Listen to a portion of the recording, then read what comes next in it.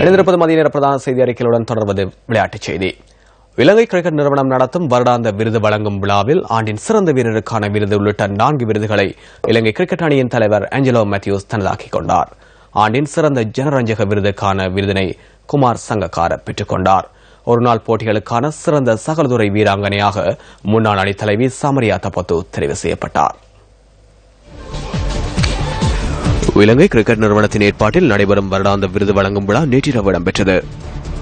ஆண்டின் வளர்ந்து வரும் சிறந்த வீரர் மற்றும் 20-20 போட்டிகளின் சிறந்த வீரருக்கான விருதினை குசல் ஜனித் பெரேரா பெற்றுக் கொண்டார்.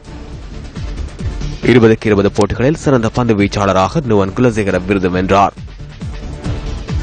விழாவில் அதிகம் எதிர்பார்க்கப்பட்ட ஆண்டின் சிறந்த வீரருக்கான விருதினை இலங்கை அணியின் தலைவர் ஆஞ்சலோ மேத்யூஸ் தனதாக்கிக் கொண்டார்.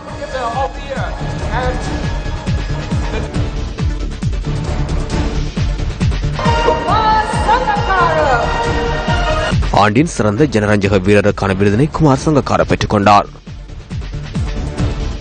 ஆண்டின் சிறந்த டெஸ்ட் வீரர், ஆண்டின் ஒருநாள் போட்டிகளின் சிறந்த வீரர் மற்றும் ஆண்டின் சிறந்த சகலத்துறை வீரர் ஆகிய விருதுகளை இலங்கை அணியின் தலைவர் ஆஞ்சலோ மேத்யூஸ் தனதாக்கிக் கொண்டமை குறிப்பிடத்தக்கது.